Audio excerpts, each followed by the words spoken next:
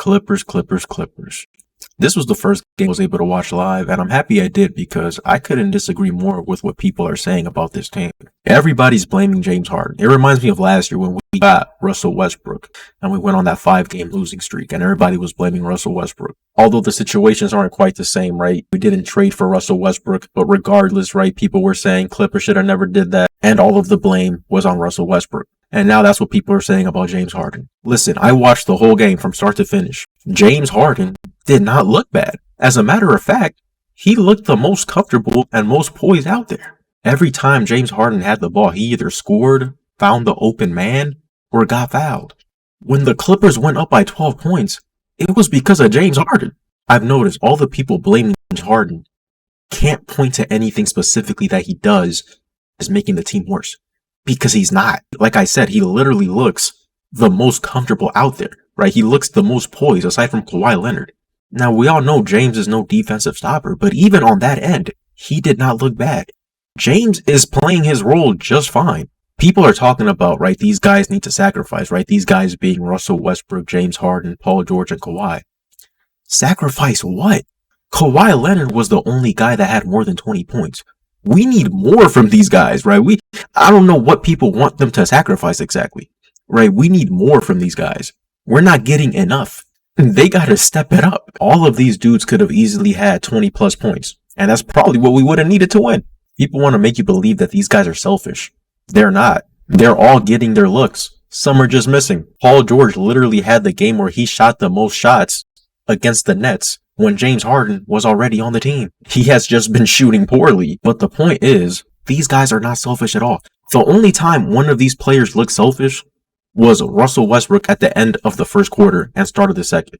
He dribbled the ball down court, went straight to the paint, and missed like 4 straight turnaround shots. Now, while I do believe that he probably should have stopped after missing 2 of those weren't the worst shots. He is capable of making those. But that was also what ended up giving Dallas momentum, and that's when they took the lead. And in Russell's defense, in the second half, he actually figured it out, right? He slowed it down. He started attacking the rim more confidently, and he completely bounced back, right? I think he was like 0 for 5 in the first half, and then the start of the third quarter, he made like 5 in a row. Now, Paul George, ever since we got James Harden, George has been shooting pretty bad, and people are blaming that on James Harden. Why are people blaming James Harden for Paul George missing shots? I have no idea. I watched the game. I saw the shots Paul George was taking. They weren't bad shots. He was just missing. Paul George needs to figure it out and make his shots, which I believe he will do. But you can't blame that on James Harden or even the coach. It would have been nice to have a Batum or a Covington out there for some more length on Luka. But honestly, I was watching the way Luka and Irving were scoring. I don't think that would have made a difference. PJ Tucker, though, is a complete non-factor on offense.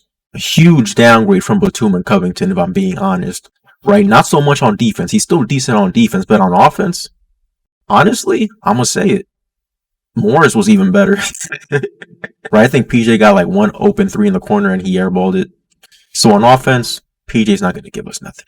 In my opinion, Kobe Brown should get more minutes than PJ Tucker. And it's not even really close. Right? Like, I don't see why not. Right? He's a young guy. He's pretty athletic. He can shoot. I really don't see any reason why PJ Tucker should be playing over someone like that. Is PJ Tucker even better than Amir Coffey? Like, if we're being honest, like, is he even better than Amir Coffey? But yeah, I would not mind giving all of PJ Tucker's minutes to Kobe Brown, even though he's also not technically a power forward. At least we can get some development going. Or like I said, even Amir Coffey, who had great games for us, right? In that one season where like everybody was injured, Amir Coffey had some great games for us. PJ Tucker is just not really impressing me at all. Speaking of not impressing, Norman Powell is looking completely lost right now. And I don't know why. It seems like what Ty Lue wants to do is he wants to play Russell Westbrook and Powell and the bench unit, right? Like towards the end of the first quarter, start of the second quarter. And I understand why, right?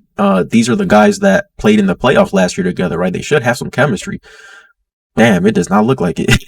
It just does not look like it. And I don't know why. That was the unit that lost the lead for us. And that unit does have defense, right? Russell Westbrook tries on defense. Highland tries on defense. Like I said, PJ Tucker, well, he's not giving us anything on offense. He's still pretty decent on defense, but the height isn't there. And right now, the offense isn't there either. Powell is just, he's not making his shots, right? He's turning the ball over as well. I don't know what's going on with Powell. That was also the stretch when Westbrook missed like 4 shots in a row. it just looked really bad, right? It just looked really bad. But again, right, when it comes to these lineups, it's gonna be all about trial and error, right? Ty Lue has to figure it out. Again, right though, I think these guys are just in a bit of a slump, right? Norman Powell, Paul George, I do think they're gonna figure it out, right? Norman Powell's a guy that probably should have won Sixth Man of the Year last year, dropped 40 for us in the playoffs. So again, I'm confident that these guys are gonna figure it out. Right, for whatever reason they're slumping right now. Terrence Mann and Bones Highland look great. I mean, just as good as you would expect them to look. Right, no complaints there. Hopefully Norman Powell figures it out though, because if he doesn't, don't be surprised if you see a Norman Powell trade for some bigs, right? Because right now we are actually pretty guard heavy, and we don't have a lot of bigs. So it won't surprise me at all if the Clippers make that happen. But yeah, Ty Lue definitely has his hands full, right? He has a lot of figuring out to do.